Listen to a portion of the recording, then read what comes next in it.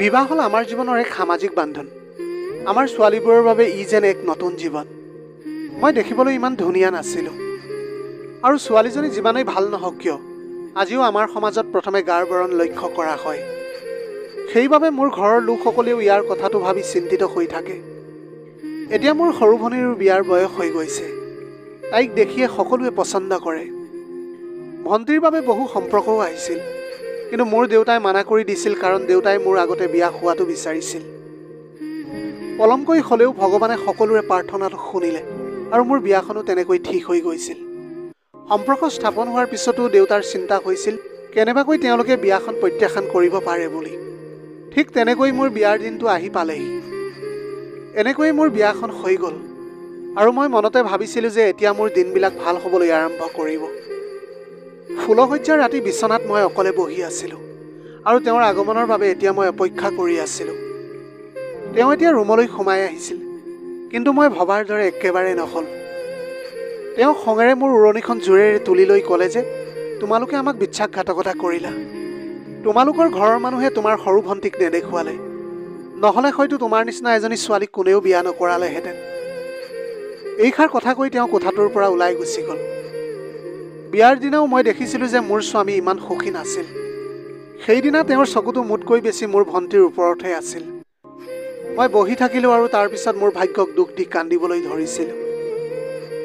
পিছদিনা ৰাতিপুৱা যেতিয়া মই তেওঁৰ বাবে চাহ লৈ গৈছিলোঁ, তেতিয়া তেওঁ খঙেৰে ক'লে যে তুমি এইখন ঘৰত কাম কৰা চাকৰৰ নিচিনাকৈ থাকিবা, আৰু মোৰ পত্নী হ'বলৈ কেতিয়াও চেষ্টা নকৰিবা। কথাবিলাক শুনি এতিয়া মোৰ শহু আৰু শাহুমাও নিমাত হৈ আছিল। তেওঁলোকে একেবাৰে একোৱেই কোৱা নাছিল। এতিয়া মই চিন্তা কৰি আছিলোঁ যে এতিয়া আচলতে মই কি কৰিম। মই একেবাৰে বুজি পোৱা নাছিলোঁ। ইমানবিলাক অসুবিধাৰ মাজেৰে দেউতাই মোক বিয়াখন পাতি দিলে। এতিয়াও মই ঘৰলৈ যাব নোৱাৰোঁ। বিয়াৰ দুদিন নহওঁতেই ঘূৰি গৈ সিহঁতক কি বুলি ক'ম মই। সন্ধিয়া হৈ আহিছিল, তেওঁ এতিয়াও ঘৰলৈ অহা নাই। মই ঘৰৰ কাম কৰিবলৈ ধৰিছিলোঁ। অলপ পিছত তেওঁ ঘৰলৈ বুলি আহিলে, আৰু মোক পাকঘৰত কাম কৰি থকা দেখি মোক জোৰেৰে পানী আনিবলৈ চিঞৰিবলৈ ধৰিছিল। সেই সময়ত মোৰ শাহুমাই ক'লে যে ইমান খঙত কথাবিলাক নকবি। তাই যদি ক'ৰবালৈ গুচি যায় তেন্তে হ'লে এই ঘৰৰ কাম কোনে কৰিব? মইতো এই বয়সত কাম কৰিবলৈ নোৱাৰোঁ আৰু। তেতিয়া মই বুজি পাইছিলোঁ যে আচলতে তেওঁলোকৰ বাবে মই এগৰাকী কেৱল চাকৰণিতকৈ বেছি একোৱেই নহয়। তথাপিও মোৰ পৰিয়ালৰ সদস্যসকলৰ কথা ভাবি মই মন মাৰি বহি পৰিছিলোঁ। মই মনতে ভাবিলোঁ যে আজি তেওঁৰ লগত কথা পাতি তেওঁক অলপ বুজাবলৈ চেষ্টা কৰিম, হয়তো তেওঁ বুজি পাব। ৰাতি মই তেওঁক ক'লোঁ যে আমাৰ বিয়া হৈছে, আৰু এতিয়া আমি স্বামী স্ত্ৰী। আমি ইজনে সিজনক যিদৰে আছোঁ তেনেদৰে গ্ৰহণ কৰা উচিত। আৰু তুমিতো দেখিবলৈ ইমান ভালো নহয়। যদি নিজকে দেখিবলৈ ভাল বুলিয়ে ভাবা, তেন্তে মোক বিয়া পাতিবলৈ কিয় মান্তি হৈছিলা? তেতিয়া তেওঁৰ খং উঠিবলৈ ধৰিছিল, আৰু ক'লে যে মই দেখিবলৈ যেনেকুৱাই নহওঁ কিয়, কিন্তু তোমাতকৈ বহুত ভাল। আৰু এটা কথা মনত ৰাখিবা, মোৰ মা দেউতাৰ কাৰণেহে তোমাক মই বিয়াখন কৰাবলগীয়া হ'ল। এনেকৈ 10 দিন পাৰ হৈ গ'ল। আজিলৈকে মোৰ স্বামী মোৰ ওচৰলৈ অহা নাছিল। তাৰপিছত এদিন ৰাতি হঠাতে তেওঁ মোৰ লগত ধুনীয়াকৈ কথা পাতিবলৈ ধৰিলে, আৰু ক'লে যে তুমি এই ঘৰত ভালকৈ থাকিবলৈ পাৰিবা, কিন্তু তোমাৰ ভনীজনীকো ইয়ালৈ মাজে মাজে মাতি থাকিবা। মোৰ স্বামীয়ে মোৰ ভনীজনীক লৈ বহুত কিবা কিবি কথা কৈছিল। তেওঁৰ সেইবিলাক কথাত আজিলৈকে মোৰ কোনো খং উঠা নাছিল, কিন্তু আজি প্ৰথমবাৰৰ বাবে তেওঁৰ ওপৰত মোৰ খং উঠিছিল। মন গৈছিল যে এতিয়াই যেন তেওঁক চৰ এটা মাৰি ঘৰৰ পৰা ওলাই যাম মই। পিছদিনা ৰাতিপুৱা তেওঁ মোক ক'লে যে তেওঁৰ মোবাইলটো বেয়া হৈ গৈছে, গতিকে তেওঁ মোৰ মোবাইলটো লৈ গৈ আছে। এতিয়া তেওঁৰ কথাটোত মই কোনো আপত্তি কৰা নাছিলোঁ। দুপৰীয়া হঠাৎ মোৰ ভনীজনী মোৰ ঘৰলৈ আহিছিল, আৰু ক'লে যে ভিনদেউৱে ফোন কৰিছিল যে তোমাৰ গাটো ভাল নহয়। সেইকাৰণে ভিনদেউৱে মোক ইয়ালৈ আহিবলৈ ক'লে, আৰু লগতে ক'লে যে নতুন নতুন বিয়া হৈ আহিছে, তোমালৈ চাগে বহুত মনত পৰিছে। তুমি আহিলে হয়তো তোমাৰ বাইদেৱে বহুত ভাল পাব। সেইকাৰণে মই আহি গ'লোঁ। এতিয়া মই ভণ্টিক এই বিষয়ে একো কোৱা নাছিলোঁ। সন্ধিয়া স্বামীয়ে যেতিয়া ভনীৰ লগত কথা পাতিবলৈ ধৰিলে, তেওঁ এনেকুৱা দেখুৱালে যেন তেওঁ মোক বহুত মৰমৰ মাজত ৰাখিছিল। সেইটো নিশা মোৰ বাবে বৰ কষ্টকৰ আছিল।